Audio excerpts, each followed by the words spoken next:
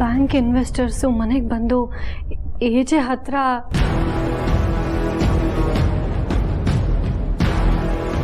ಯಾರು ಮೋಸ ಮಾಡಿದ್ರು? ನಿಮ್ಮ ಮಾವ ಚಂದ್ರಶೇಖರ್.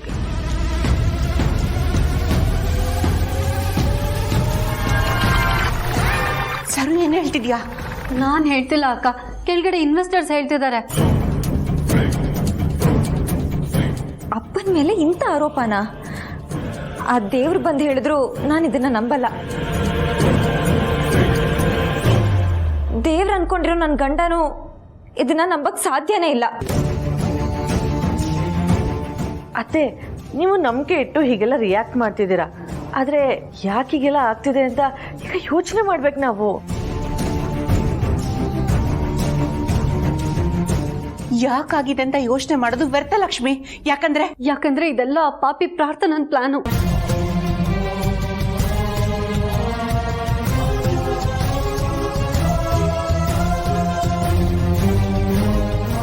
ಇಷ್ಟೊಂದು ಮುಂದುವರೆದಿದ್ಯಾ?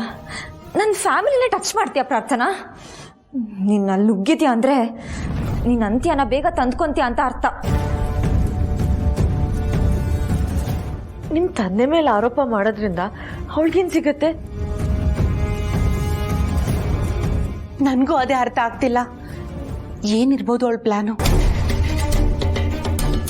ಅವಳು 100 ಪ್ಲಾನ್ ಮಾಡ್ಲಿ, ಆದ್ರೆ ನನ್ನ ಗಂಡ ಯಾವುದೇ ಕಾರಣಕ್ಕೂ ಯಾರೋಪನ ಒಪ್ಪಲ್ಲ. ನಮ್ಮಪ್ಪ ಕಷ್ಟದಲ್ಲಿದ್ದಾಗ ಅವ್ರ ಗೌರವಕ್ಕೋಸ್ಕರ ಇಡೀ ಬ್ಯಾಂಕ್ನೇ ಕೊಟ್ಟವ್ರವರು. ಅಂಥದ್ರಲ್ಲಿ ಈ ಆರೋಪನ ನಂಬ್ತಾರ? ಚಾನ್ಸೇ ಇಲ್ಲ.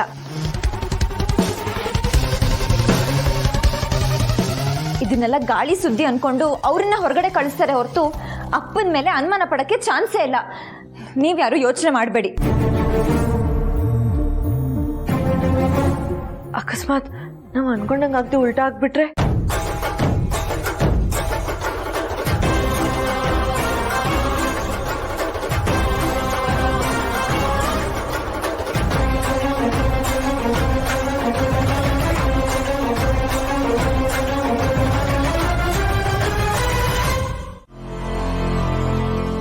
ನಾನು ನನ್ನ ಹೆಂಡತಿ ಇಬ್ರು ಬದುಕಿರಲ್ಲ.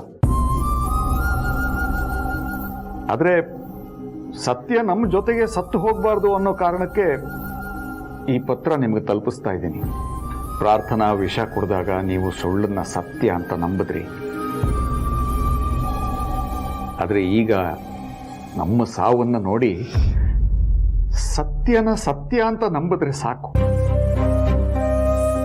ನಾವು ಹೋಗ್ತೀವಿ.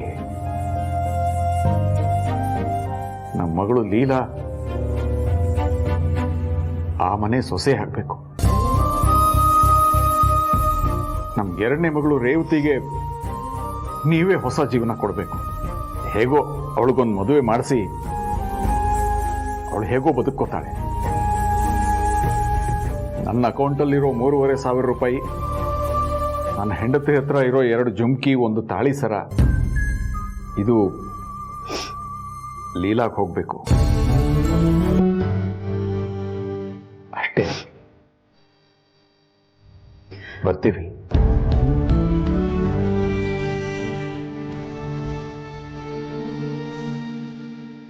ನಮ್ಮನ್ನು ಕ್ಷಮಿಸ್ಬಿಡಿ.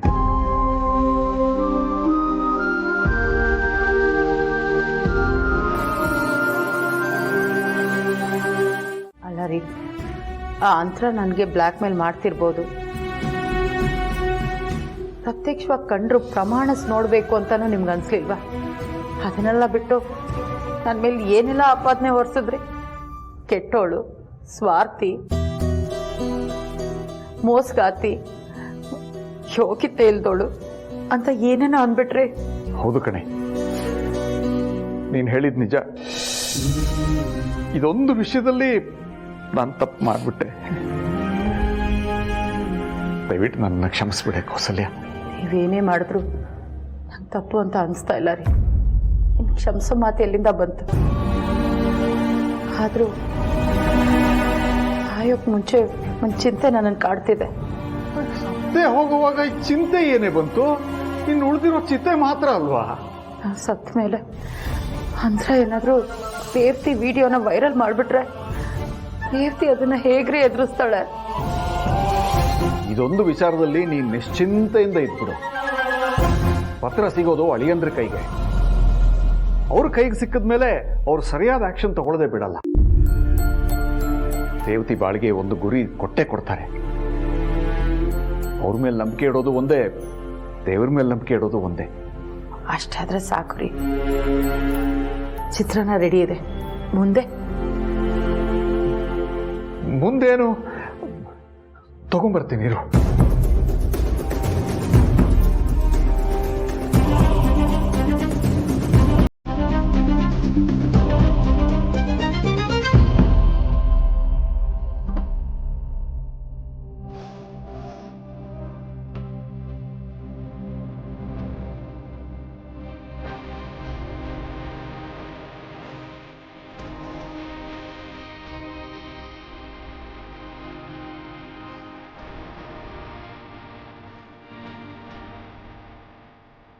ಇನ್ನೋವಾಗ ಒಂದು ಸ್ವಲ್ಪ ಕಹಿ ಆಗ್ಬೋದು.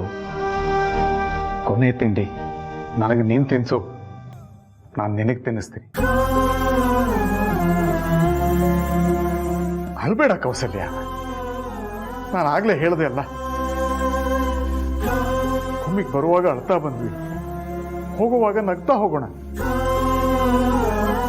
ಕೊನೆ ಪಕ್ಷ ಸಾಯೋ ಕ್ಷಣದಲ್ಲಾದರೂ ನನ್ನ ಹೆಂಡತಿ ಕಣ್ಣಿಂದ ನೀರು ಬರಲಿಲ್ಲ ಅನ್ನೋ ಸಮಾಧಾನ ನನಗಿರ್ಲಿ. ರಘು ಕೌಸಲ್ಯ.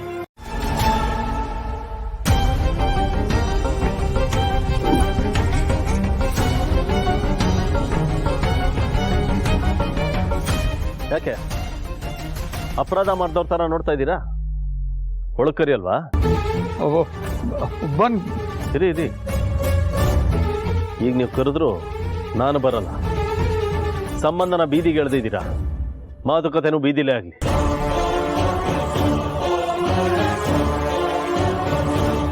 ಸರ್, ಅದು ಬೇಡ. ನೀವು ಮಾತಾಡಬೇಡಿ, ನಾನು ಮಾತಾಡ್ತೀನಿ.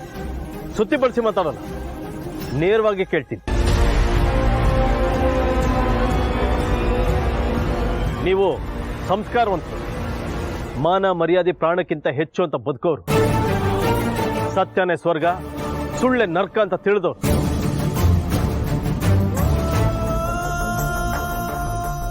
ನಿಮಗೆ ಕಡೆ ಅವಕಾಶ ಕೊಡ್ತಾ ಇದ್ದೀನಿ. ಸತ್ಯನ ಒಪ್ಕೊಂಡು ಮಾಡಿರೋ ತಪ್ಪನ್ನ ಹೇಳಿ.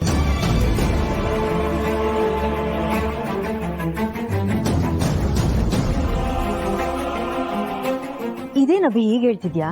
ಅನ್ನದಾತನ ಬೆಲೆ ಗೊತ್ತಿರೋ ಅಂಕಲ್ ಆಂಟಿ ತಪ್ಪು ಮಾಡೋದಕ್ಕೆ ಸಾಧ್ಯನಾ?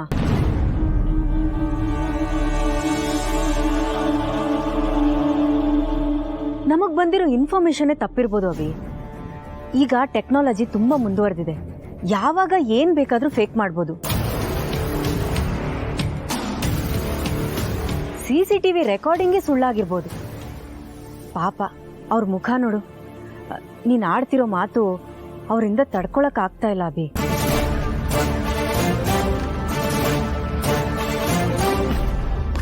ಅಂತರ ನೀನ್ ಇವ್ರ ಪರ ವಹಿಸ್ಕೊಂಡು ಮಾತಾಡ್ಬೇಡ.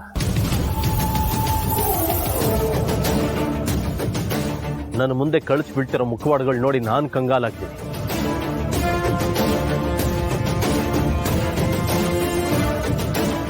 ನನಗೆ ನೇರವಾಗಿ ಉತ್ತರ ಬೇಕು, ಅದು ಇವ್ರ ಬಾಯಿಂದ ಬೇಕು.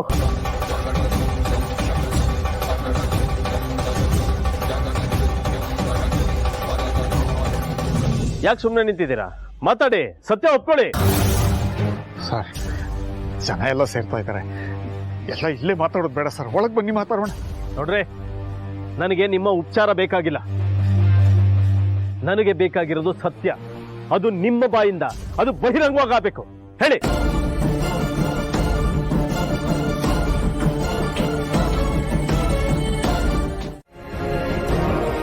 ದುಡ್ಡು ಬೇಕು ಅಂತ ಕೇಳಿದ್ರೆ ಕೇಳಿದಷ್ಟು ದುಡ್ಡು ಕೊಡೋದಕ್ಕೆ ನಾನಿದ್ದೆ. ದುಡ್ಡುಗೋಸ್ಕರ ಮಾರಾಟ ಮಾಡ್ಕೊಳ್ಳೋಂಥದ್ದು ಏನಿತ್ತು?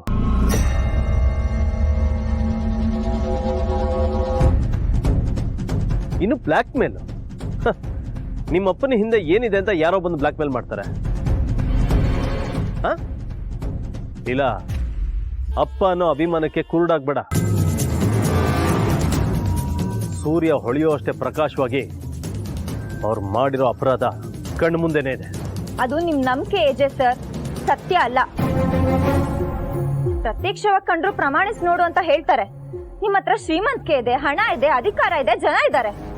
ಆದ್ರೆ ನಮ್ಮ ಹತ್ರ ಎರಡೆರಡು ಅಕ್ಷರದ ಸತ್ಯ ಇದೆ. ಸತ್ಯ ನಿಮಗ್ ಕಾಣದೇ ಇರೋ ಹಾಗೆ ನಿಮ್ ಶ್ರೀಮಂತಿಕೆ ಅದನ್ನ ಕುರುಡ್ ಮಾಡ್ತಾ ಇದೆ. ಕಿರ್ಕಿರ್ಬೇಡಿ.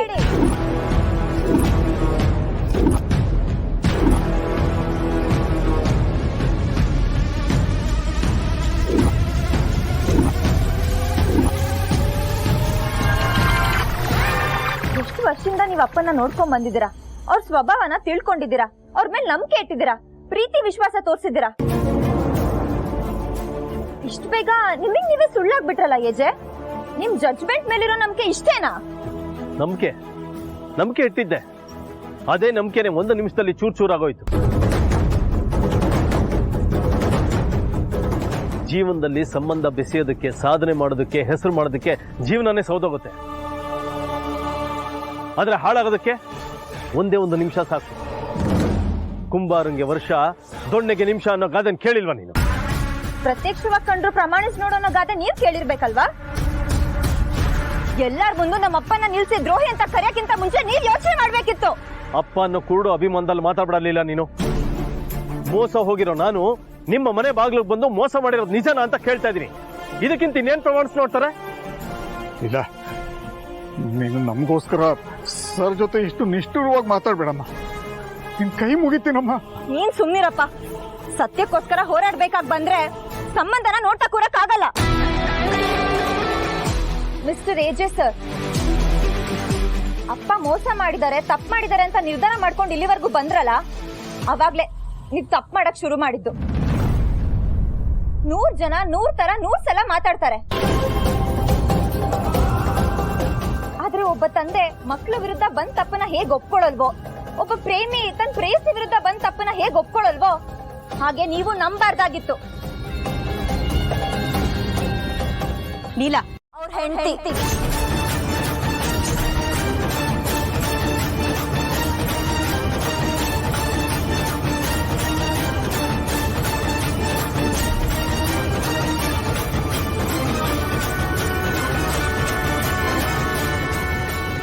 ಏನಂದೆ? ನಾನು ಅವ್ರ ಹೆಂಡತಿ ಆಗಿದ್ರೆ ಅವ್ರ ಜಾಗದಲ್ಲಿ ನಿಂತು ಅವ್ರು ಮಾಡ್ತಿರೋದು ಸರಿನಾ ತಪ್ಪ ಅಂತ ಆಲೋಚನೆ ಮಾಡಿ ಅವ್ರನ್ನ ಗೈಡ್ ಮಾಡ್ತಾ ಇದ್ದೆ.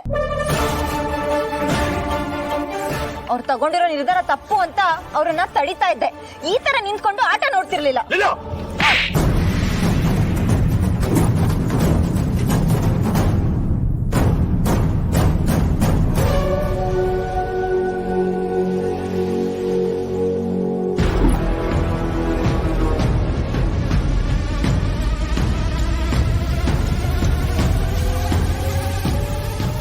ಬಿಷಪ್,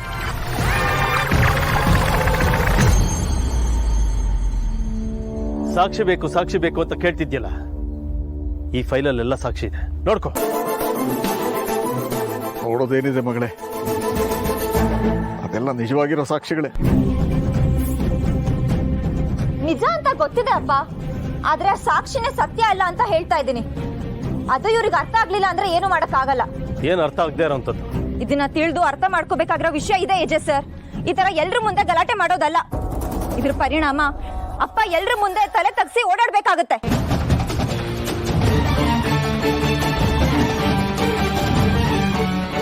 ಇಡೀ ಕುಟುಂಬ ಅಪ್ಪದನ ಹೊತ್ತು ಮರ್ಯಾದೆನ ಕಳ್ಕೊಂಡು ಶಿಕ್ಷೆ ಅನುಭವಿಸ್ಬೇಕಾಗತ್ತೆ. ಎಲ್ಲ ತಪ್ಪು ಕಾನೂನು ಇರುತ್ತೆ ಅಲ್ವಾ? ಸಾಕ್ಷಿ ಇದ್ರೆ ಕೋರ್ಟಿಗೆ ಹೋಗಿ.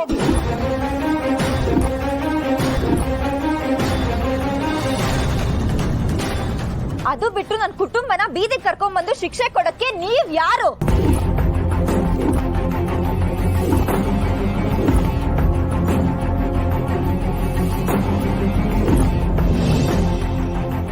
ಒಂದಲ್ಲ ಒಂದಿನ ಸತ್ಯ ಹೊರಗಡೆ ಬಂದೇ ಬರುತ್ತೆ. ಕೋಪದಲ್ಲಿರೋ ನಿಮ್ ಕಣ್ಣಲ್ಲಿ ಪಶ್ಚಾತ್ತಾಪದ ಕಣ್ಣೀರ್ ಬಂದೇ ಬರುತ್ತೆ. ಅಲ್ಲಿವರೆಗೂ ನಾನ್ ನಿಮ್ ವಿರುದ್ಧ ನಿಲ್ತೀನಿ.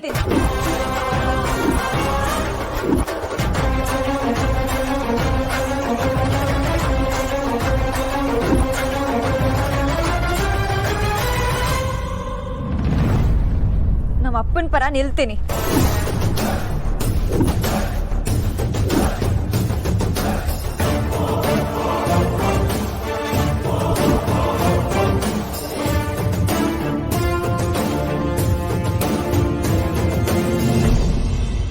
ಮೇಡಮ್ ಪ್ಲೀಸ್ ಮೇಡಮ್ ಈ ತರ ಎಲ್ಲ ಜಗಳ ಆಡ್ಬಿಡಿ ಬಾಸ್ ಜೊತೆ ಕೂತು ಮಾತಾಡಿ. ಇಲ್ಲ ವಿಶ್ವರೂಪ್, ನಾನ್ ನಿನ್ ಮಾತಾಡಲ್ಲ, ಯುದ್ಧಕ್ಕೆ ರೆಡಿಯಾಗಿ ನಿಂತಿದ್ದೀನಿ. ದೇವ್ರಂತ ತಂದೆ ತಾಯಿ ನೀವು. ಆ ದೇವ್ರು ನಿಮ್ಮಂತವ್ರನ್ನ ನನಗ್ ಕೊಟ್ಟಿದ್ದಾನೆ. ನಿಮ್ಗೇನೇ ಪ್ರಾಬ್ಲಮ್ಸ್ ಇದ್ರು ನಾನ್ ನಿಮ್ ಜೊತೆಲಿ ಇರ್ತಾ ಇದ್ದೆ, ನಾನು ಹೆಗಲ್ ಕೊಡ್ತಾ ಇದ್ದೆ. ಆದ್ರೆ ಈ ಸತಿ ನನ್ ನೆನಪೇ ಆಗ್ಲಿಲ್ವಾ ನಿಮ್ಗೆ? ಟ್ರೈ ಕೂಡ ಮಾಡ್ಲಿಲ್ಲ. ನಂಗ್ ಒಂದ್ ಮಾತು ಹೇಳಿದಿದ್ರೆ ಇದೆಲ್ಲ ಆಗ್ತಾನೆ ಇರ್ಲಿಲ್ಲ. ಯಾವ ನಂಬಿಕೆ ಮೇಲೆ ನೀವ್ ಅನ್ಕೊಂಡಿದ್ದೆ ಆಗತ್ತೆ ಅಂತ ನೀವ್ ತೀರ್ಮಾನ ಮಾಡಿದ್ರಿ? ನನ್ ಪರಿಸ್ಥಿತಿ ಬಗ್ಗೆ ಯೋಚನೆ ಮಾಡೋದ್ ಬಿಟ್ಟು ನನ್ ಬಗ್ಗೆ ಯೋಚನೆ ಮಾಡ್ಬೋದಿತ್ತಲ್ವಾ ನೀವು?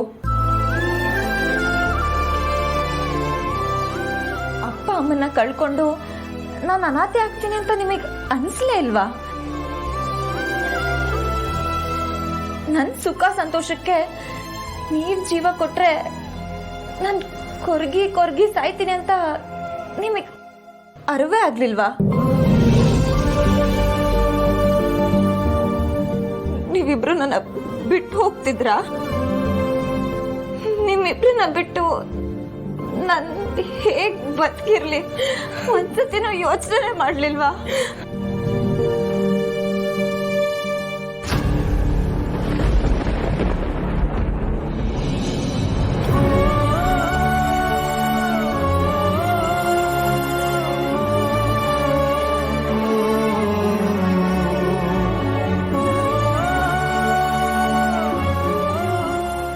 ಅಂತವ್ರು 100 ಜನ ಬಂದ್ರು ಲೀಲಾ ಅಂತ ಒಬ್ಳು ಮಗಳು ಬಂದು ನಿಮ್ಮನ್ನ ಕಾಪಾಡ್ತಾಳೆ ಅಂತ ನಿಮಗೆ ನಂಬಿಕೆನೆ ಹುಟ್ಲಿಲ್ವಾ? ಹುಲಿ ಜಿಂಕೆನ ಸಾಯಿಸುತ್ತೆ ಅಂತ ಜಿಂಕೆ ಹೋಗಿ ಹುಲಿ ಮುಂದೆನೆ ಆತ್ಮಹತ್ಯೆ ಮಾಡ್ಕೊಳುತ್ತಪ್ಪ. ಹುಲಿ ಮುಂದೆ ಹೋಗಿ ಹುಲ್ ತಿನ್ನುತ್ತೆ. ಪ್ರಾಣಿಗಳಿಗಿರೋ ಬುದ್ಧಿ ನಿಮಗಿಲ್ವಾ? ಸಾಯೋದಾದ್ರೆ 3 ಜನ ಒಟ್ಟಿಗೆ ತಿನ್ಸಾಯೋಣ.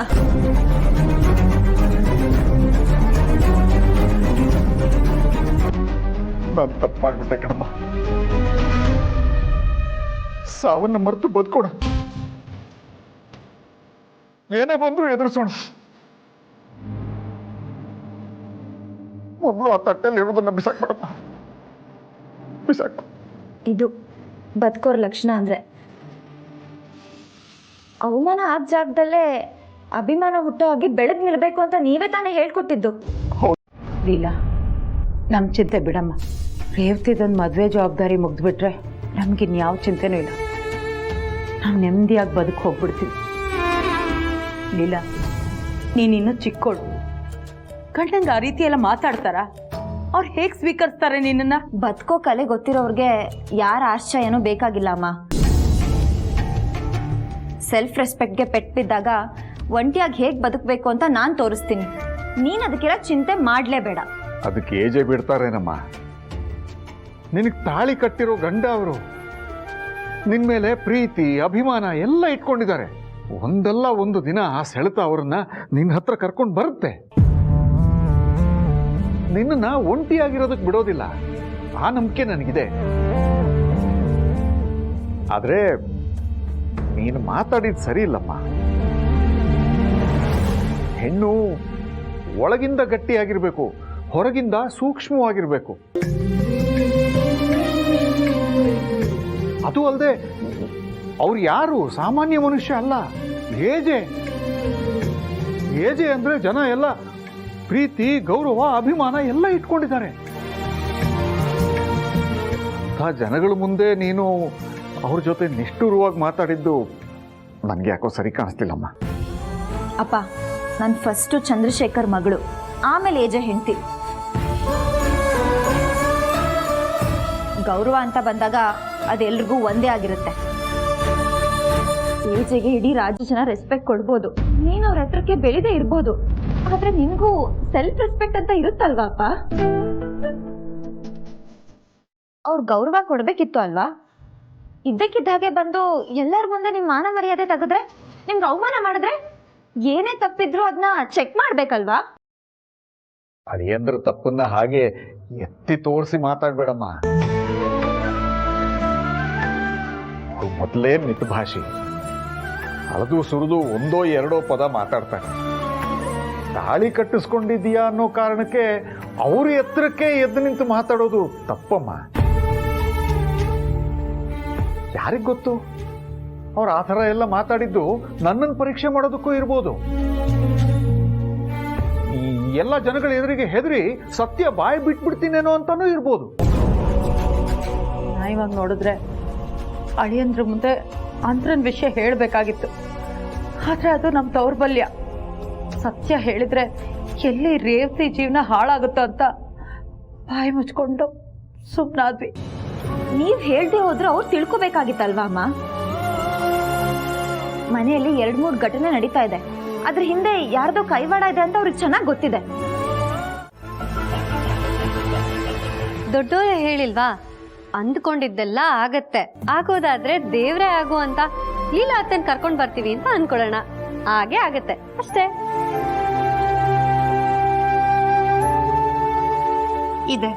ಇದೇ ಬೇಕಾಗಿರೋದು. ಬನ್ನಿ ನಿಂತ್ಕೊಳ್ಳಿ.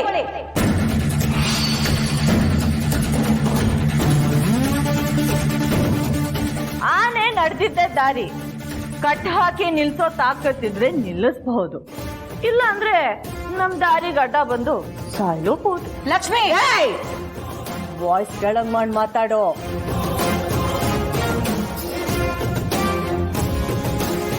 ಎಲ್ಲಿಗೆ ಹೋಗ್ತಿದ್ದೀರಾ? ನಮ್ಮ ಅತ್ತೆನ ಮನೆಗೆ ವಾಪಸ್ ಕರ್ಕೊಂಡ್ ಬರಕ್ಕೆ. ಅದಕ್ ನಾನು ಒಪ್ಪಲ್ಲ. ಏಯ್, ಒಪ್ಪಲ್ಲ ಅನ್ನೋದಕ್ ನೀನ್ ಯಾರು? ನೀನೇನ್ ನಮ್ಮ ಅತ್ತೆನಾ?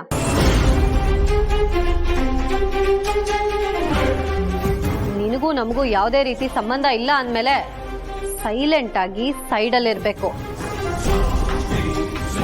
ಇಲ್ಲ ಅಂದ್ರೆ ಗೊತ್ತಲ್ಲ, ತುಳಿದ್ ಹಾಕ್ಬಿಡ್ತೀವಿ. ಹುಷಾರ್.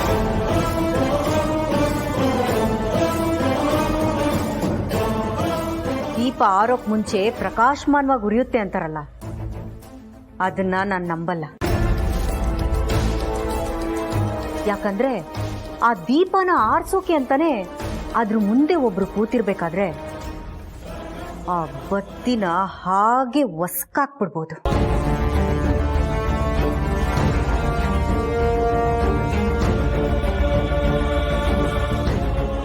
ಧಮ್ಕಿ ಹಾಕ್ತಿದ್ಯಾ? ನಿನ್ ತಿಪ್ಪುರ್ಲಾಗ ಹಾಕ್ನಿದ್ರು ನಾವು ನಮ್ಮತ್ತೆನ ಮನೆಗೆ ವಾಪಸ್ ಕರ್ಕೊಂಡು ಬಂದೇ ಬರ್ತೀವಿ.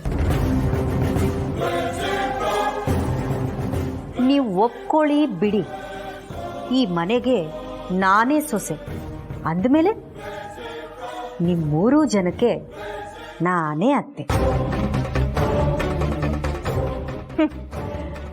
ಕಳ್ಳ ಯಾವತ್ತಿದ್ರು ನಾನು ಕಳ್ಳ ಅಂತ ಒಪ್ಕೊಳ್ಳಲ್ವಂತೆ.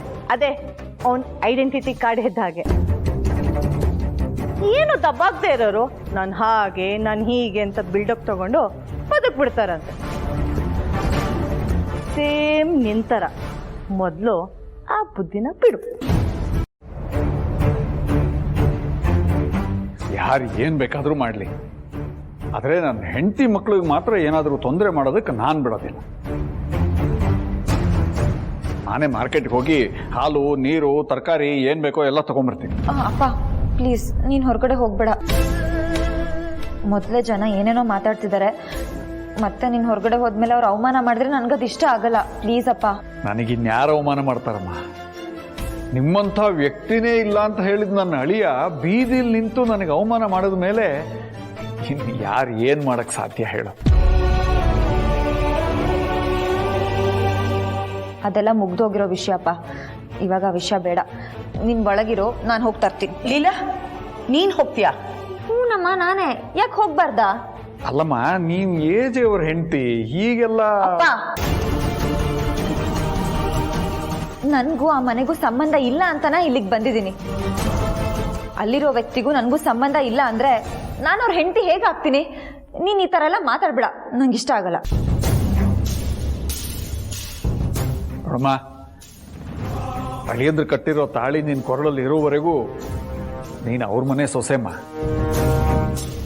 ಹೌದು ರೀ ಲೀಲಾ, ನಿನಗೆ ಗಂಡ ಇರೋವರೆಗೂ ಅವ್ನು ಕಟ್ಟಿರೋ ತಾಳಿ ಇರೋವರೆಗೂ ನೀನು ಆ ಮನೆ ಸೊತ್ತೆ ಹೊರತು ಈ ಮನೆ ಸೊತ್ತಲ್ಲ.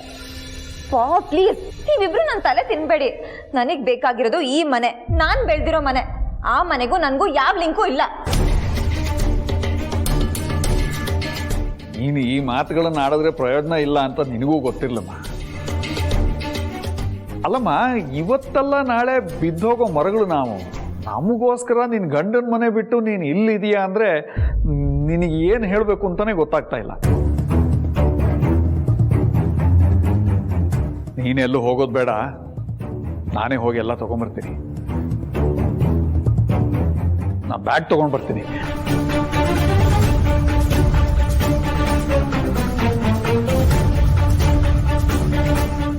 ಲೀಲಾ, ನಾನು ಹೀಗೆ ಹೇಳ್ತೀನಿ ಅಂತ ತಪ್ಪು ತಿಳ್ಕೊಳ್ಬೇಡಮ್ಮ.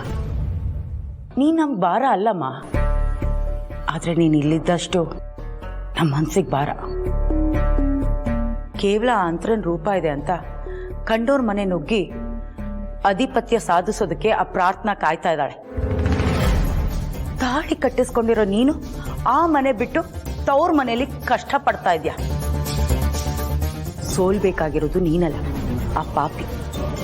ನೀನು ಆ ಮನೆ ಬಿಟ್ಟು ಈ ಮನೆ ಸೇರಿರೋ ನೆಕ್ಸ್ಟ್ ಕ್ಷಣದಿಂದನೇ ಆ ಪ್ರಾರ್ಥನಾ ಗೆಲುವಿಗೆ ಹತ್ರ ಆಗ್ತಾ ಇರ್ತಾಳೆ. ನಾವು ಕತ್ತೆ ಬರ್ಬೇಕು ಬರ್ಬೇಕು, ಲೀಲಾ ಅತ್ತೆ ಬರ್ಬೇಕು. ಎಲ್ಲಿವರೆಗೂ ಹೋರಾಟ? ಅತ್ತೆ ಬರೋವರೆಗೂ ಹೋರಾಟ. Twinkle twinkle little star, Leela ಅತ್ತೆ ಸೂಪರ್ ಸ್ಟಾರ್. ಚಿಲಿಪಿಲಿ ಚಿಲಿಪಿಲಿ ಧೂಮ್ ಧಮಾಕ. ಲೀಲಾ ಅತ್ತೆ ಸೊಸೆಂದು ಪಕ್ಕ. ಸಾಕ್ ನಿಲ್ಸಿ. ಅಪ್ಪ, ನೀನ್ಯಾಕೆ ನಗ್ತಿದ್ಯಾ? ಅಯ್ಯೋ, ನಾನು ಹೊರಗೆ ಬರುವಾಗ ಅವರೆಲ್ಲ ಕೂಗ್ತಾ ಇದ್ರು, ನಗು ಬಂತಮ್ಮ. ನೋಡು, ಅಮ್ಮನೂ ನಗ್ತಿದ್ದಾಳೆ. ಯಾಕಮ್ಮ ನಗ್ತಿದ್ಯಾ? ಅತ್ತೆಗೋಸ್ಕರ ಕಷ್ಟಪಡೋ ಸೊಸೆಂದ್ರನ ಜೀವನದಲ್ಲಿ ಮೊದಲೇ ಸಲ ನೋಡ್ತಾ ಇದ್ದೀನಿ.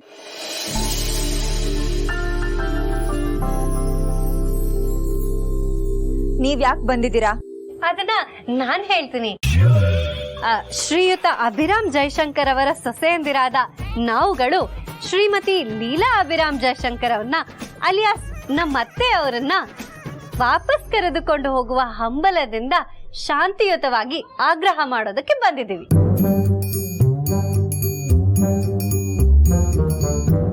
ಆಗ್ರಹ ಅಂತ ಕಮೆಂಟ್ ಅನ್ಕೋಬೇಡಿ, ಇದು ಪ್ರೀತಿಯ ಆಗ್ರಹ ಅತ್ತೆ. ನೀವು ಹೇಳ್ತಾ ಇರೋದು ಕೇಳಿದ್ರೆ ತುಂಬಾ ಖುಷಿ ಆಗುತ್ತಮ್ಮ.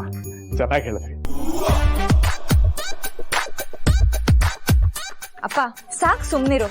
ಪದೇ ಪದೇ ಹೇಳಕ್ಕೆ ನಾನ್ ಟೀಚರು ಅಲ್ಲ, ನೀನ್ ನನ್ ಸ್ಟೂಡೆಂಟು ಅಲ್ಲ. ನನ್ಗೂ ಇವ್ರಿಗೂ ಆ ಮನೆಗೂ ಯಾವ ಸಂಬಂಧನೂ ಇಲ್ಲ.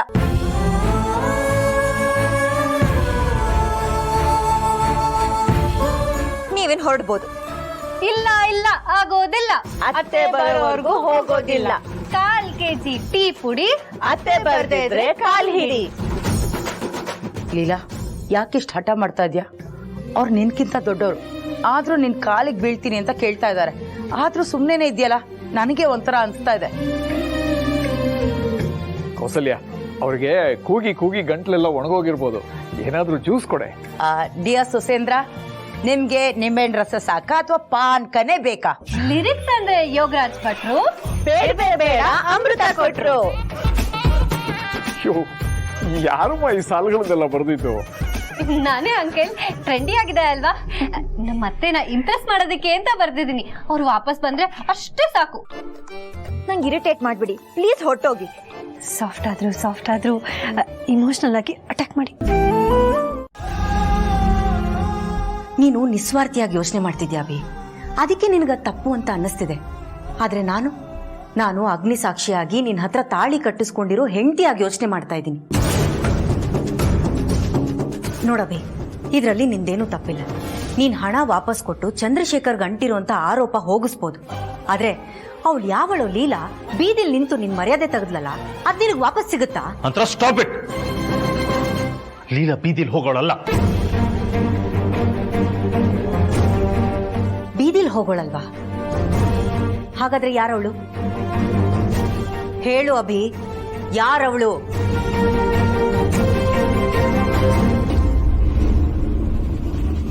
ನಿನ್ಗವಳು ಏನಾಗ್ಬೇಕು?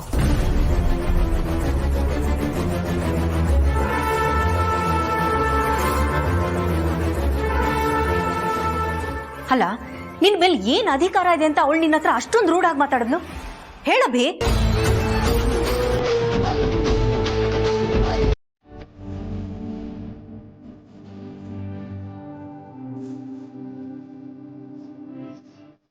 ನೀನು ಆಡ್ತಾ ಇರೋ ಮಾತಿಂದ ಅವ್ರಿಗೆ ಎಷ್ಟು ನೋವು ಆಗುತ್ತೆ, ನೋವು ಆಗ್ತಾ ಇದೆ ಅನ್ನೋದನ್ನ ಕಲ್ಪನೆ ಮಾಡ್ಕೊಳಮ್ಮ.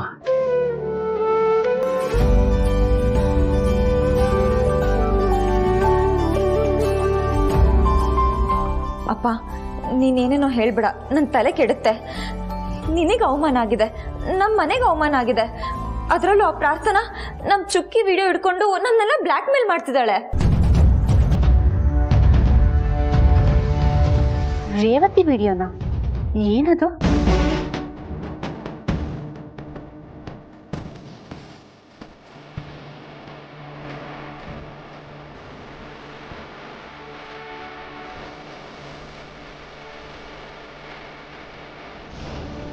ಅದಕ್ಕೆ ಹೇಳ್ತಾ ಇರೋದು, ಆ ವಿಡಿಯೋ ಡಿಲೀಟ್ ಆಗೋವರೆಗೂ ನಾನು ಮನೆಗೆ ಬರಲ್ಲ. ಪ್ಲೀಸ್ ನನ್ನ ಫೋರ್ಸ್ ಮಾಡಬೇಡಿ.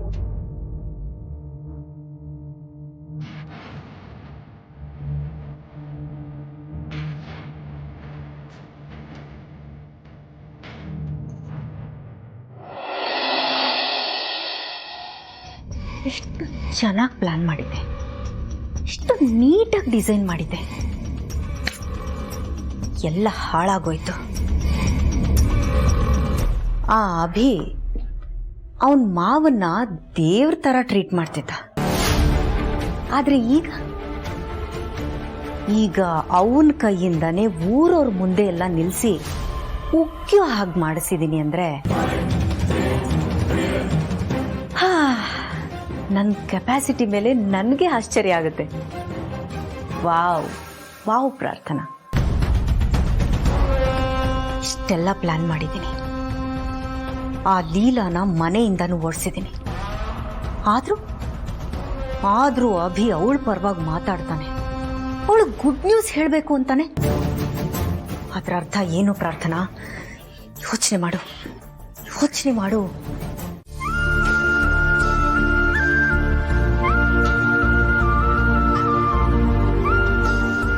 ಏಜೆ ಸರ್ ಅಂತವ್ರ ಮೇಲೆ ಮೋಸ ಮಾಡಕ್ಕೆ ನಿನಗೆ ಮನಸ್ಸು ಹೇಗೆ ಬಂತೋ ಅಂತ ನನ್ನನ್ನ ಜನ ಕೇಳಿ ಹೊಡೆಯುವಾಗ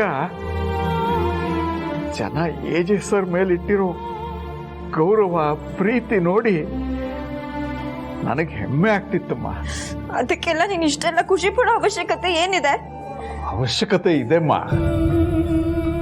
ಸುಳ್ಳು ಆರೋಪ ಬಂದವನ್ಮೇಲೆ ಈ ಥರ ಕೋಪ ತೀರಿಸ್ಕೋತಾರೆ ಅಂದ್ರೆ ಇನ್ನು ನಿಜವಾದ ಮೋಸಗಾರ ಸಿಕ್ಕಿದ್ರೆ ಅವನ ಗತಿ ಏನು ಅಂತ ಯೋಚನೆ ಮಾಡು.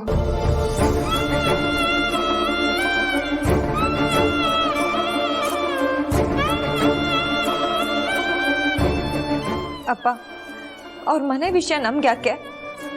ಅವರಿಂದ ನಾವು ನೋವು ಪಡೋದಂತೂ ತಪ್ಪಿಲ್ಲ. ಕಂಡವ್ರ ಮನೆ ವಿಷಯ ನಮಗ್ ಬೇಡ.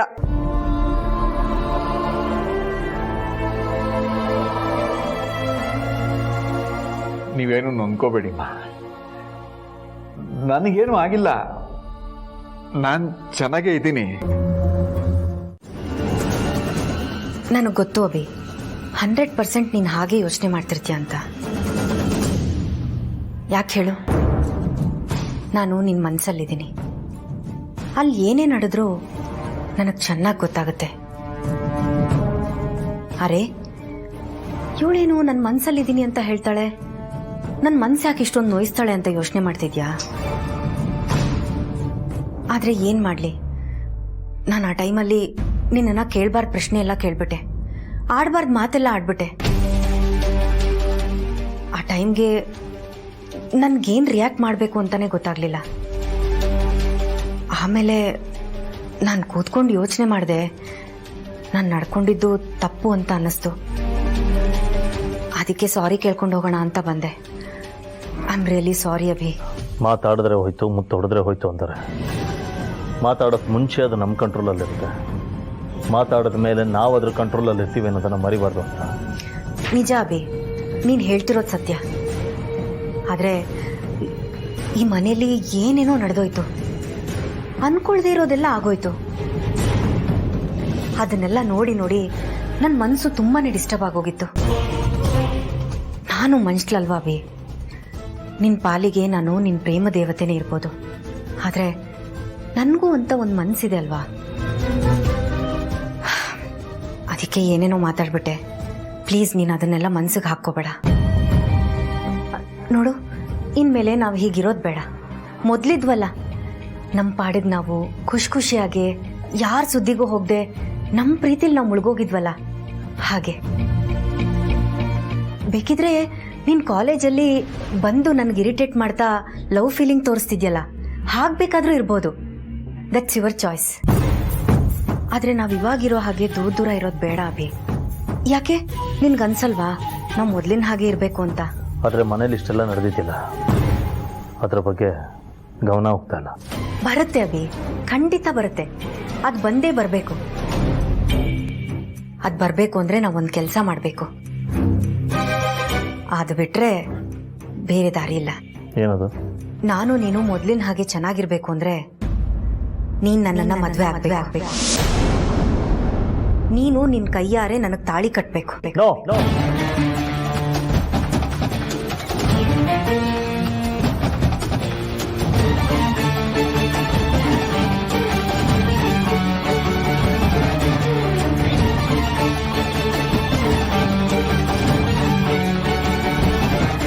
ಹೇಗಾದ್ರೂ ಈ ಮಾತು ಕೇಳ್ತೀಯ ಅಂತರ ನೀನು? ಮನೇಲಿ ಇಷ್ಟೆಲ್ಲ ನಡೆದಿದೆ, ಎಲ್ಲರೂ ಡಿಸ್ಟರ್ಬ್ ಆಗಿದ್ದಾರೆ, ಈ ಟೈಮಲ್ಲಿ ಶುಭ ಕಾರ್ಯ ಅಂದ್ರ ಅದು ಅದು ಅವ್ರು ತುಂಬಾ ಒತ್ತಾಯ ಮಾಡ್ತಾ ಇದಾರಮ್ಮ. ಓ, ಒತ್ತಾಯ ಮಾಡ್ತಾರೆ. ಹಾಗಂತ ನೀವು ಲೀಲಾನೇನಾದ್ರೂ ಮನೆ ಕಳ್ಸಿದ್ರೆ ಲೀಲಾ ಮನೆ ಒಳಗಡೆ ಕಾಲಿಡ್ತಿದ್ದಂಗೆ ರೇವತಿ ವಿಡಿಯೋ ರಾಜ್ಯಾದ್ಯಂತ ರಿಲೀಸ್ ಮಾಡಬೇಕಾಗುತ್ತೆ. ಅದು ನನ್ನ ಒತ್ತಾಯ ಪೂರ್ವಕವಾಗಿ. ಅಯ್ಯೋ, ಹಾಗಂತೂ ಮಾಡ್ಬೇಡಮ್ಮ. ಆಟ ಇನ್ನೂ ಮುಗ್ದಿಲ್ಲ ಆಂಟಿ.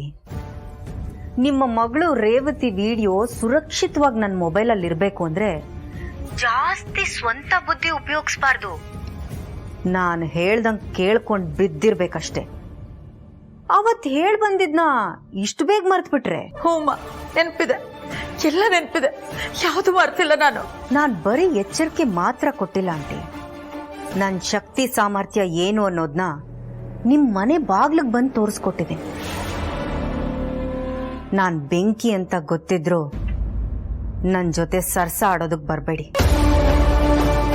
ನನ್ನನ್ನೇನಾದ್ರೂ ಕೆಣಕೋ ಪ್ರಯತ್ನ ಮಾಡಿದ್ರು ಅದ್ರ ಪರಿಣಾಮ ನೆಟ್ಟಗಿರಲ್ಲ. ನನ್ನ ವಿರುದ್ಧವಾಗಿ ಏನಾದ್ರೂ ನಡ್ಕೊಳ್ಳೋದಕ್ಕೆ ಪ್ರಯತ್ನನೂ ಮಾಡಬೇಡಿ. ಅದ್ರ ಪರಿಣಾಮನ ನೀವು ಮನೆಯವ್ರು ಎಲ್ಲರೂ ಎದುರಿಸ್ಬೇಕಾಗತ್ತೆ. ಅದನ್ನ ಹೇಳೋಕೆ ಅಂತಾನೆ ನಾನು ನಿಮಗೆ ಕಾಲ್ ಮಾಡಿದ್ದು. ಆಯ್ತಮ್ಮ, ಆದ್ರೆ ನಿಮ್ಮ ಮನೆ ಸೊಸೆಂದ್ರು ಇಲ್ಲ ಬರ್ಲೇಬೇಕು ಅಂತ ಹಠ ಮಾಡ್ತಾ ಕೂತಿದ್ದಾರೆ. ಓಹೋಹೋ, ಅವ್ರು ಹಠ ಮಾಡ್ತಿದಾರಾ? ಯಾಕೆ ನೀವು ಹಠ ಮಾಡಕ್ಕಾಗಲ್ವಾ ಆಂಟಿ? ಕಳಿಸ್ಕೊಡಕ್ಕಾಗಲ್ಲ ಅಂತ ನೀವು ಹಠ ಮಾಡಿದ್ರೆ ಹೆಂಗಿರುತ್ತೆ? ಜಾಸ್ತಿ ಜಾಣ್ತನ ತೋರಿಸಿ ನುಳಿಸ್ಕೊಳ್ಳೋದಕ್ಕೆ ಪ್ರಯತ್ನ ಪಡಬೇಡಿ. ನನಗೆಲ್ಲ ಅರ್ಥ ಆಗುತ್ತೆ. ಇನ್ನೊಂದು ಮಾತು ಹೇಳ್ತೀನಿ, ಚೆನ್ನಾಗಿ ಕೇಳಿಸ್ಕೊಳ್ಳಿ. ಅಭಿಗೆ ಸ್ವಾಭಿಮಾನ, ಮರ್ಯಾದೆ ಎಲ್ಲ ಸಂಬಂಧಗಳಿಗಿಂತ ಹೆಚ್ಚು ಮುಖ್ಯ. ಅದಕ್ಕೇನಾದ್ರೂ ಒಂದು ಬಿಂದು ಅಷ್ಟು ಚ್ಯುತಿ ಬಂದ್ರೂ ಅಭಿ ಯಾವುದೇ ಕಾರಣಕ್ಕೂ ಸಹಿಸ್ಕೊಳ್ಳಲ್ಲ. ನೀವು ಲೀಲಾನ ಮನೆ ಕಳಿಸಿ, ನಾನು ರೇವತಿ ವಿಡಿಯೋನ ರಿಲೀಸ್ ಮಾಡ್ತೀನಿ. ತಂಗಿನೇ ಇಂಥ ಸಂಸ್ಕಾರದಲ್ಲಿ ಬೆಳೆದಿದ್ದಾಳೆ ಅಂತ ಅಂದ್ರೆ ಅಕ್ಕನಿಗಿನ್ಯಾವ ರೀತಿ ಮರ್ಯಾದೆ ಸಿಗ್ಬೋದು ಅನ್ನೋದನ್ನ ನೀವು ಚೆನ್ನಾಗಿ ಅರ್ಥ ಮಾಡ್ಕೊಳ್ಳಿ. ಅದನ್ನ ನಾನು ಹೇಳ್ಬೇಕಾಗಿಲ್ಲ. ಇನ್ನ ನಿಮ್ ಸಂಸ್ಕಾರದ ಮೇಲೆ ಅಭಿಗೆ ಅಸಹ್ಯ ಹುಟ್ಟೋದಕ್ಕೆ ಶುರುವಾಗುತ್ತೆ. ಲೀಲಾಗ್ ಬಂದಿರೋ ಕಳಂಕ ನಮ್ ಕುಟುಂಬಕ್ಕೂ ಬರಬಾರ್ದು ಅಂತ ಅಭಿ ಲೀಲಾನ ಕುತ್ಕೆ ಹಿಡಿದು ಆಚೆ ದಪ್ತಾನೆ. ಕರುಣೆಯ ತೇರು ನಮ್ಮಿ ಪಾರು. ಆ ಪಾರುನ ರೂಪ ರೂಪ ರೂಪ. ಪಾರು ಅಂದರೆ ಯಾರು? ಜಿ ಕನ್ನಡದಲ್ಲಿ ಬರುವವಳಲ್ಲ ಪಾರು, ಜೀವನದಲ್ಲಿ ಬರುವವಳು ಪಾರು. ಪಾರು ಅಂದರೆ ಯಾರು? ರಾಜ್ಯ ಸೋಮೆನಲ್ಲಿ ಬರುವವಳಲ್ಲ ಪಾರು, ರಾಜಾದಿ ರಾಜನಾದ ನನ್ನ ಬದುಕಲ್ಲಿ ಬರುವವಳು ಪಾರು. ಪಾರು ಅಂದರೆ ಯಾರು? ನನ್ನೊಲವಿನ ಉಡುಗೊರೆ ಉಸಿರು ಪಾರು. ಪಾರು ಅಂದರೆ ಯಾರು?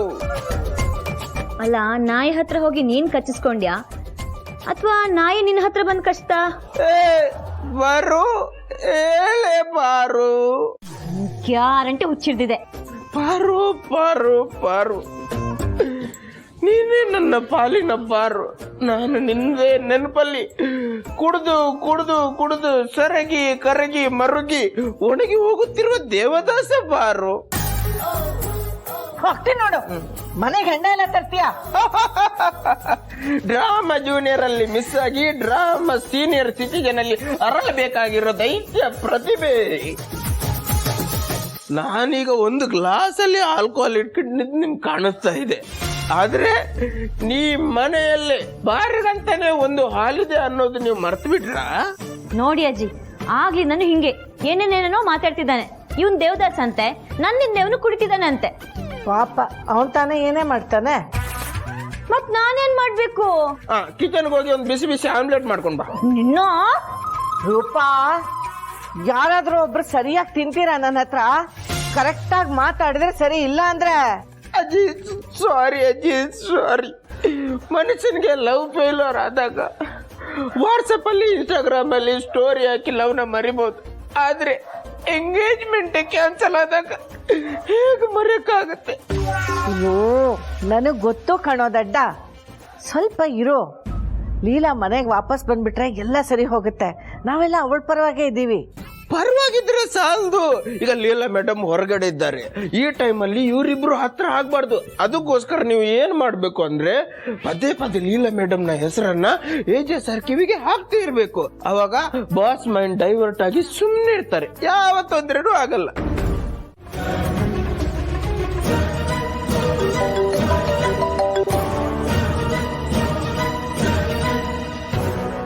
ಏನ್ ವಿಷಯ?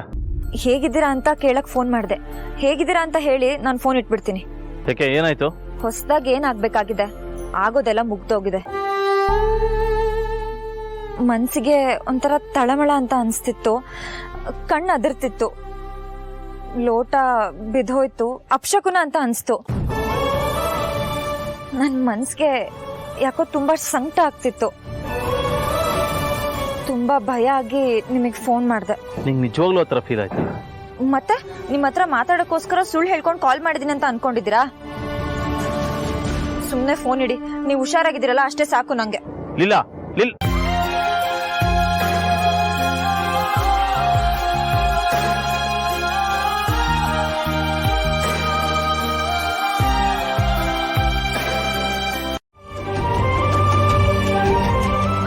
ಯಾವುದೋ ಸಿಟ್ಟು, ಕೋಪ, ಹತಾಶೆ ಆ ರೀತಿ ಕೂಗಾಡೋ ಹಾಗೆ ಮಾಡಿರ್ಬೋದು. ಆ ತಪ್ಪೆ ನಾವು ಒಪ್ಕೋತೀವಿ, ಆದರೆ ತಿದ್ಕೊಳ್ಳೋದಕ್ಕೆ ಒಂದೇ ಒಂದು ಅವಕಾಶ ಕೊಡ್ಬೇಕಲ್ವಾ? ಲೀಲಾ, ಒಂದು ಅವಕಾಶ ಕೊಟ್ಟು ನೋಡು, ನಾವು ಕೇಳ್ಕೊಳ್ತಾ ಇದ್ದೀವಿ. ಈಗ ಅಷ್ಟು ಕಠಿಣ ಆಗ್ಬಾರ್ದಮ್ಮ. ವಜ್ರ ಕಠಿಣನೇ, ಆದ್ರೆ ಕೈ ಜಾರಿ ಕೆಳಗೆ ಬಿದ್ದರೆ ಹೊಡೆದೋಗುತ್ತಮ್ಮ. ಹೂ ಹಾಗಲ್ಲ, ಯಾವತ್ತಿದ್ರೂ ಮೃದು. ಎಷ್ಟು ಎತ್ತರದಿಂದ ಬಿದ್ದರೂ ಅದು ಮೃದುವಾಗೇ ಇರುತ್ತೆ. ನೀನು ಹೂವಾಗಬೇಕು ಮರಿ. ಅತ್ತೆ, ನಿಮ್ಮ ಮನ್ಸಿಗಾಗಿರೋ ನೋವು, ಈ ಮನೆಗಾಗಿರೋ ಅನ್ಯಾಯ ಎಲ್ಲ ಗೊತ್ತು. ಅದು ಜನ ಆವೇಶದಿಂದ ಜಾಸ್ತಿ ಮಾಡಿಬಿಟ್ರು. ಈ ವಿಷಯನ ಸ್ವಲ್ಪ ಸಮಾಧಾನದಿಂದ ಯೋಚನೆ ಮಾಡಿ ಅತ್ತೆ. ನಿಮ್ಮ ಮನಸ್ಸಲ್ಲಿರೋ ಈ ಭಾವನೆನ ತೆಗೆದು ಬಿಸಾಕಿ ಪ್ಲೀಸ್. ಪ್ಲೀಸ್ ಅತ್ತೆ, ಒಂದ್ಸಲ ಯೋಚನೆ ಮಾಡಿ. ಆಮೇಲೆ ನೀವೇನ್ ಬೇಕಾದ್ರೂ ನಿರ್ಧಾರ ತಗೊಳ್ಳಿ ಪ್ಲೀಸ್.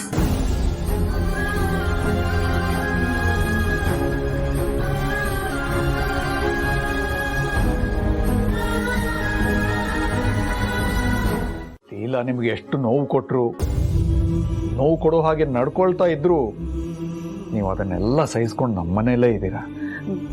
ಲೀಲಾ ಅತ್ತೆ ನಮ್ಮನೆಗೆ ಮಾಡಿರೋ ತ್ಯಾಗದ ಮುಂದೆ ನಮ್ಗೆ ಇಲ್ಲಾಗ್ತಿರೋ ಅವಮಾನ ಲೆಕ್ಕಕ್ಕೆ ಬರಲ್ಲ ಬಿಡಿ ಸರ್. ನಾನು ಹೇಳಿದ ಮಾತಿನ ಅರ್ಥ ಬೇರೆನೇ ಇದೆಮ್ಮ. ಅಂದ್ರೆ ನೀವು ಎಷ್ಟೇ ಪ್ರಯತ್ನ ಪಟ್ಟರು ಲೀಲಾ ನಿಮ್ಮ ಜೊತೆ ನಿಮ್ಮ ಮನೆಗೆ ಬರೋ ಹಾಗೆ ಕಾಣ್ತಾ ಇಲ್ಲ. ಅಯ್ಯೋ ಬಿಡ್ತು ಅನ್ನಿ, ನಾವು ಶಬ್ದ ಮಾಡಿ ಬಂದಿದ್ದೀವಿ ಲೀಲಾ ಅತ್ತೆನ್ ವಾಪಸ್ ಕರ್ಕೊಂಡು ಹೋಗ್ತೀವಿ ಅಂತ. ನಾವು ಖಾಲಿ ಕೈಯಲ್ಲಿ ಹಾಗೆಲ್ಲ ಹೋಗಲ್ಲ. ಮಾತು ನನಗೆ ಅರ್ಥ ಆಗುತ್ತಮ್ಮ, ಆದ್ರೆ ಲೀಲನ್ನ ನಾನು ಚಿಕ್ಕ ವಯಸ್ಸಿಂದ ನೋಡ್ತಾ ಇದ್ದೀನಿ. ಕೆಲವು ವಿಷಯದಲ್ಲಿ ಅವಳಿಗೊಂದು ವಿಚಿತ್ರ ಹಠ. ಅವಳು ನಿಮ್ಮ ಮನೆಗೆ ಬರಬೇಕು ಅಂತಿದ್ರೆ ಇಷ್ಟರಲ್ಲಿ ಬರ್ಬೇಕಾಗಿತ್ತಮ್ಮ. ನೀವು ಇಷ್ಟು ಸಲ ಕೇಳ್ಕೊಂಡ್ಮೇಲೂ ಅವಳು ಬರೋದಕ್ಕೆ ಒಪ್ತಾ ಇಲ್ಲ ಅಂದ್ರೆ ಅವಳು ನಿಮ್ಮ ಮನೆಗೆ ಬರಲ್ಲಮ್ಮ.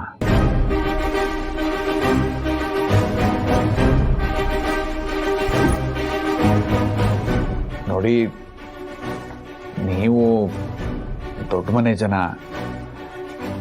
ಇಲ್ಲೆಲ್ಲ ನಿಮಗೆ ಕಷ್ಟ ಆಗುತ್ತೆ.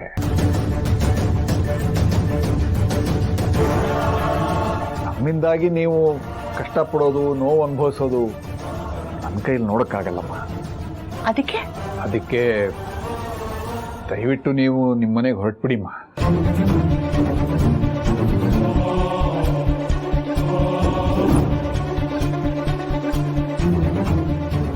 ನೀವೇ ಹೀಗಂದ್ರೆ ಹೇಗೆ? ಅವ್ರನ್ನ ಒಪ್ಸಿ ನಮ್ಮ ಜೊತೆ ಕಳಿಸ್ಕೊಡ್ತೀರಾ ಅಂತ ಅನ್ಕೊಂಡಿದ್ವಿ. ಆದ್ರೆ ನೀವು ನಿರಾಸೆ ಮಾಡಿಬಿಟ್ರಿ.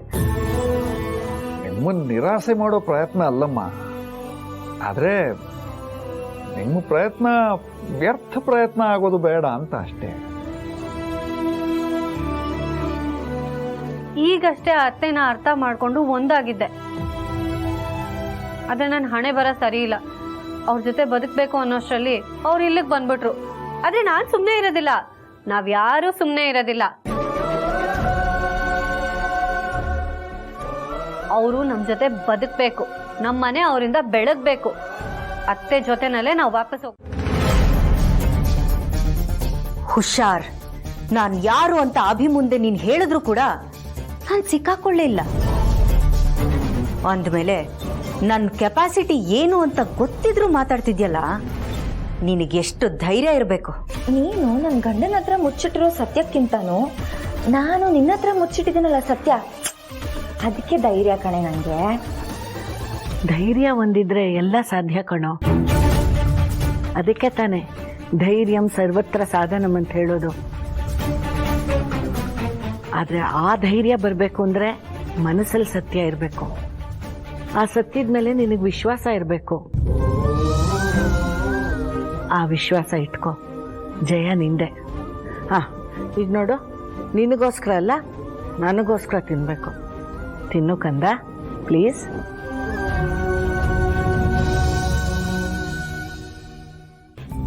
ನೀನ್ ಎಂಥದ್ದೇ ಸತ್ಯ ಮುಚ್ಚಿಟ್ಟಿದ್ರು ನಿನ್ನ ಕಸದ ತರ ಎತ್ತಿ ಈಚೆ ಬಿಸಾಕ್ತೀನಿ. ಈಗಾಗ್ಲೇ ಹೊರಗಡೆ ಬಿಸಾಕಿದ್ದೀನಿ. ಇನ್ನೊಂದ್ಸಲ ಈ ಕಡೆ ತಲೆ ಹಾಕೋ ಆಲೋಚನೆ ಕೂಡ ಮಾಡ್ದ್ಯೋ ಸುಟ್ಟಾಕ್ಬಿಡ್ತೀನಿ. ಏಯ್, ಇಡೆ ಫೋನು. ಸತ್ಯ ಅನ್ನೋದು ಸೂರ್ಯ ಇದ್ದ ಹಾಗೆ. ಸೂರ್ಯನ ಹತ್ರಕ್ಕೆ ಬಂದ್ರೆ ನೀನು ಸುಟ್ಟು ಹೋಗ್ತೀಯ. ಆದ್ರೆ ಜನ ಬಾಯಿ ಬಡ್ಕೊಂಡು ನಗ್ತಾ ಇರ್ತಾರೆ. ಇಡು ಫೋನು.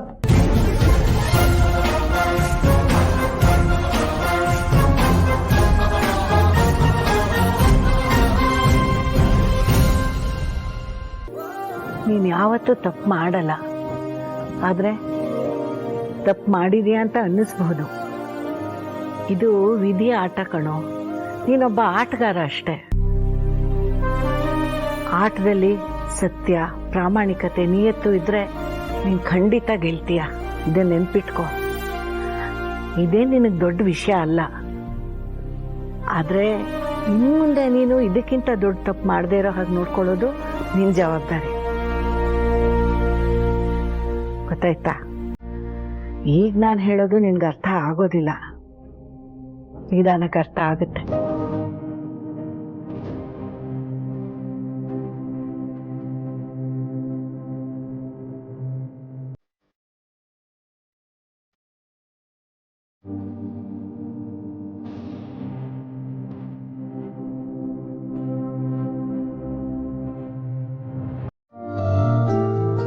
ಪ್ರೀತಿ ಕೊಡೋದು ನಮ್ ಕರ್ತವ್ಯ, ತಗೊಳ್ಳೋದು ಬಿಡೋದು ನಿಮ್ ಇಷ್ಟ. ಹೋಗ್ಲಿ ಬಿಡಮ್ಮ, ಅವ್ರು ಅಷ್ಟೊಂದು ಹೇಳ್ತಾ ಇದಾರಲ್ಲ. ಅಮ್ಮ ನಿಮ್ಗಿದೆಲ್ಲ ಗೊತ್ತಾಗಲ್ಲ, ಸ್ವಲ್ಪ ಸುಮ್ಮನೆ ಇರು. ನಮ್ಮನೆ ವಿಷಯನ ನಾವೇ ಬಗೆಹರಿಸ್ಕೋತೀವಿ ಅಂತ ಇಂಡೈರೆಕ್ಟ್ ಆಗಿ ನಾವೆಲ್ಲ ಒಂದೇ ಮನೆಯವರಂತ ಹೇಳ್ತಿದ್ದೀರಾ ಅಲ್ವಾ ಅತ್ತೆ? ಯಾವ್ದು ನಮ್ಮನೆ? ಇದು ನಮ್ಮನೆ. ಆ ಮನೆಗೂ ನನ್ಗೂ ಯಾವ ಲಿಂಕು ಇಲ್ಲ. ಲೀಲಾ, ಯಾಕಮ್ಮ ಇಷ್ಟು ನಿಷ್ಠುರವಾಗಿ ಮಾತಾಡ್ತೀಯ? ತಪ್ಪು ಕಣಮ್ಮ. ತಪ್ಪ? ಅವ್ರ ಮನೆ ಯಜಮಾನ ಏಜೆ ನಮ್ಮನೆ ಬೀದಿಗೆ ಬಂದು ನಿನ್ ಬಗ್ಗೆ ಅಷ್ಟೆಲ್ಲ ಮಾತಾಡಿದ್ರಲ್ಲ, ಅದು ನಿಷ್ಠೂರ ಅಲ್ವಾ?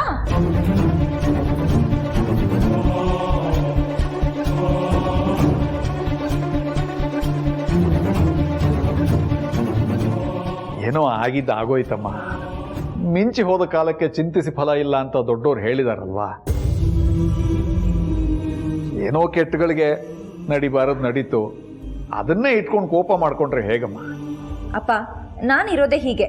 ನನಗೇನ್ ಸರಿ ಅನ್ಸುತ್ತೋ ನಾನು ಅದನ್ನೇ ಮಾಡೋದು. ನೋಡಿ ಪ್ಲೀಸ್, ನೀವು ಮನೆಗೆ ಹೊರಟ್ಬಿಡಿ. ನನ್ನ ತಾಳ್ಮೆಗೂ ಮಿತಿ ಇದೆ. ನಮ್ ಪ್ರೀತಿಗೆ ಮಿತಿ ಇಲ್ಲ.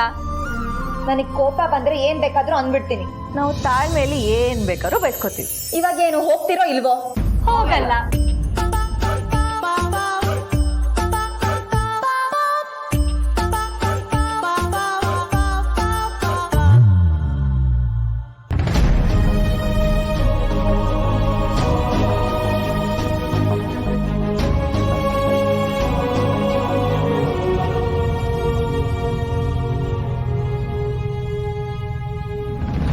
ನೋಡು, ನಾನು ಕೊಟ್ಟು ಮಾತು ಇಟ್ಟು ಗುರಿ ಯಾವತ್ತೂ ತಪ್ಪೋಳಲ್ಲ.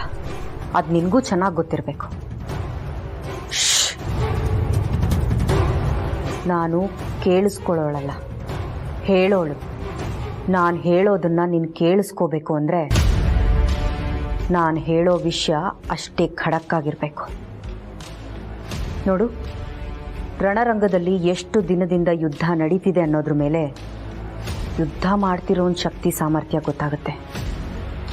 ನಾನು ನಿನಗೆ ಕಾಲ್ ಮಾಡಿದ್ದೀನಿ ಅಂದಮೇಲೆ ನನ್ನ ಕೆಲಸ ಆಗಲೇಬೇಕು. ಅಭಿನ ಪ್ರೀತಿಸೋ ಜನರಿಂದಾನೇ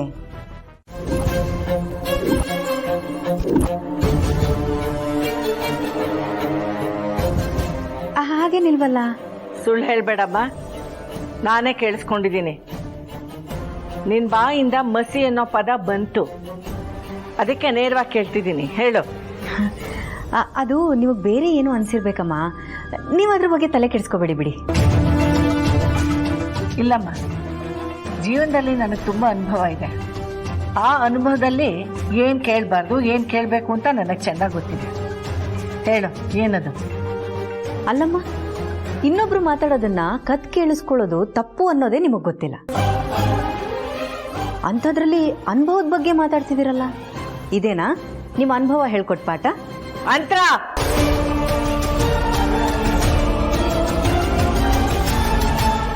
ಮಾ, ಏನಾಯ್ತು? ಯಾಕೆ ಕೋಪ ಮಾಡ್ಕೊಂಡಿದ್ಯಾ? ಕೋಪ ಎಲ್ಲ ಏನಿಲ್ವೋ? ಇವಳದೇನೋ ಮಸಿ ಅಂತಿದ್ಲು, ಏನು ಅಂತ ಕೇಳಿದೆ, ಅದಕ್ಕೆ ಏನೂ ಇಲ್ಲ ಅಂತ ವಾದ ಮಾಡ್ತಾ ಇದ್ದಾಳೆ.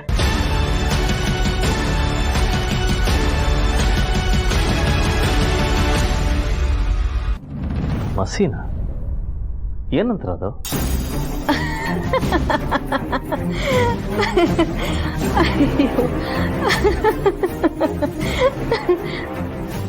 ಯಾಕೆ ನಗ್ತಾ ಇದೆಯಾ? ಅಮ್ಮ ಅಮ್ಮ ಅಲ್ಲಮ್ಮ, ವಯಸ್ಸಾದ್ಮೇಲೆ ಮನುಷ್ಯ ಏನೇನೋ ಯೋಚನೆ ಮಾಡಕ್ ಶುರು ಮಾಡ್ತಾನಂತೆ. ನೀವು ಹಾಗೆ ಆಡ್ತಿದ್ದೀರಪ್ಪ.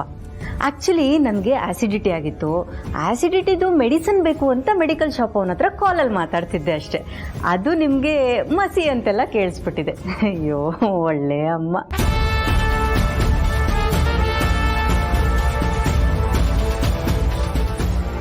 ಗೊತ್ತಾಯ್ತಾ?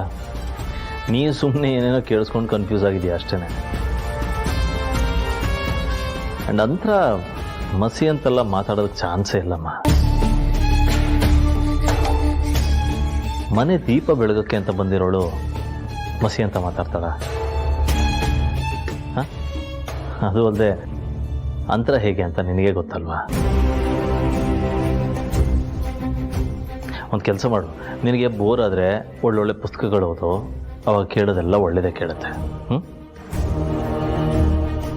ಇರ್ಲಿ ಬಿಡು ಅಭಿ, ಅಮ್ಮಂಗೆ ಕ್ಲಾರಿಟಿ ಸಿಕ್ತು ಅನ್ಸುತ್ತೆ. ಅಮ್ಮ, ನೆಕ್ಸ್ಟ್ ಟೈಮ್ ಏನಾದರೂ ಕೇಳೋದಿದ್ರೆ ಸಮಾಧಾನವಾಗಿ ಕೇಳಿ, ಆಯ್ತಾ?